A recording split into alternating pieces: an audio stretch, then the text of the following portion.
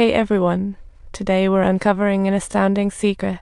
The professor's car is hiding lingerie. At this moment, the shaggy guy is pacing by the window, then decides to check out the nearby fire pit, eagerly flipping over some hot-baked potatoes. He devours them like a hungry bear. Seeing this, the professor sighs with relief, praying the girl returns soon for a hasty exit.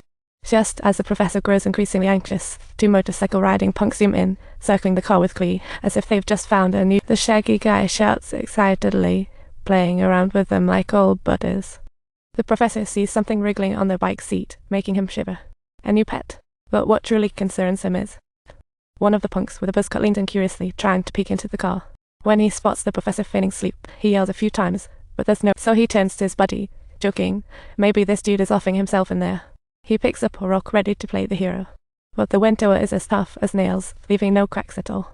The professor thinks they have a scheme in mind and holds his breath, hiding in the car. Unexpectedly, the red-haired guy brings a huge rock, climbs onto the roof to smash the sunroof.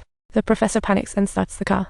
The red-haired guy quickly tosses the rock and hides under the car, while the professor swerves, getting stuck in the sand. The red-haired fella gets flung off in the process. Seeing the person in the car wake up, the buzzcut guy tells the red-haired one to fake a serious injury for a scam. He cautiously approaches the car. The professor reluctantly pretends to be calm and gets out to negotiate, but unexpectedly, his presence intimidates the buzzcut guy, scaring him. But when the professor spots the stone in the buzzcut guy's hand, all his courage evaporates like a puff of smoke. The buzzcut guy sees the professor's embarrassment and immediately sees through his attitude flipping in an instant. The punk boldly threatens the professor, who realizes he's in trouble and tries to retreat to the car, but the buzzcut guy drives him back without mercy. The shaggy guy seizes the moment, picks up a stick, and whacks the professor on the head. Thankfully, the professor just passes out for a moment. When he regains consciousness, he finds the punks rummaging through him, looking for valuables, but they stumble upon a bizarre metal box. The box contains white powder, and the two think it's party drugs, so they eagerly sample a bit. Until the professor informs them it's just his cold medicine, and they toss the box away in disappointment. However, the careless action piques the shaggy guy's interest, who immediately picks it up and dumps the cold medicine out. Then he fills it with his rat poison. Remember this box of rat poison. The seemingly casual act will lead to a huge twist at the end. The red-haired and buzzcut thieves rummage through the professor, about to find the girl's lingerie. The professor quickly shows his business card, claiming to be a music professor. He's here for inspiration. The shaggy guy steps forward, snatches the professor's card, realizing he saw him on TV. The three realize he's a TV star and instantly shift from hostile to friendly. Just as the professor breathes a sigh of relief, he hears the roar of motorcycles again, only to see the girl being returned by a dude. The red-haired guys see the dude bowing and realize he's clearly the boss of this gang.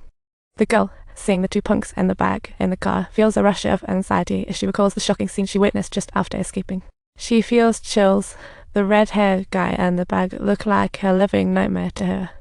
She remembers the horrifying sight in the woods shortly after escaping, the red-haired guy and the buzzcut punk dragging out a bag, releasing a helpless boy. The boy clearly can't fight back, allowing them to control him, but his endurance doesn't soften their hearts. Instead, it fuels their cruelty, and they toss the boy into a pre-dug pit, preparing to bury him alive. The girl hides behind a tree in fear while the red-haired and buzzcut guys chat at the pit's edge. Soon, they realize the boy seems to have stopped breathing. In a panic, they rush to dig him out, hurriedly placing him on the motorcycle to speed away. The girl runs out to the roadside, feeling utterly helpless until she encounters a guy on a motorcycle. Spotting the guy's innocent face, she figures he's a nice guy and sweetly asks him to take her to the station. This dude, single for 30 years, obviously has never been approached by a girl. Seeing her beauty, he jumps at the chance. But the girl didn't expect the nice guy to backtrack to where she first escaped from. Not only does she run into the professor again, but she also spots the gang that attempted to bury the boy. As events unfold, she gradually realizes that this seemingly innocent guy is actually their leader. He'll be taking her back into the woods to relive the terrifying experience, raising her anxiety levels. The nice guy, completely oblivious to her unease, invites her to sit down for a meal before heading to the station. The girl hesitates but doesn't voice her dissent. Just then, the nice guy starts asking about the professor. Thankfully, he doesn't treat the professor like the punks. Instead, he warmly asks his buddies to help push the car. The professor thinks the guy is genuine until he notices the nice guy when he takes off his shirt. Finally, he comprehends that the seemingly gentle guy is harboring a ruthless nature, while the girl is invited to step into the car's driver's seat. At that moment, the others are busy pushing, and she seizes the chance to look for the lost lingerie, unaware that the professor secretly slipped it into his pocket. Since the car is stuck deep, they decide to eat first before dealing with it, and the nice guy cheerfully pulls out his phone to arrange for a tow truck for the professor. Just then, he discovers that the student ID of the girl mysteriously appears in his hand. He glances back at the professor and the girl in the car. Then, he pretends to be calm as he shoves the ID into his clothing. While waiting for the tow truck, they gather around for a cookout, and both the professor and the girl are too nervous to say a word. They are terrified their connection will be uncovered, leading to more trouble. In this unusual picnic, although the nice guy exhibits politeness, the atmosphere is replete with tension and subtlety. The professor even suspects they might be eating human flesh instead of pork, and then the shaggy guy makes a move. Next, the tension peaks as he smashes a bag of meat and shoves the raw chunks into his mouth, slurping away with delight. This makes the professor feel an unexplainable horror, and the nice guy notices his nervousness, quickly stepping in to explain.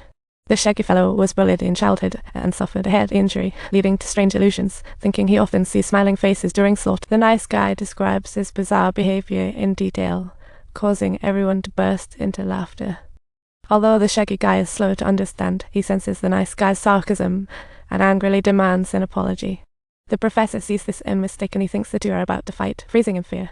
Yet, the nice guy barely cares about the shaggy guy's anger. The whole scene becomes incredibly awkward, as if it could explode at any moment. Hey there, penguins. Don't forget to subscribe to this channel for more fun.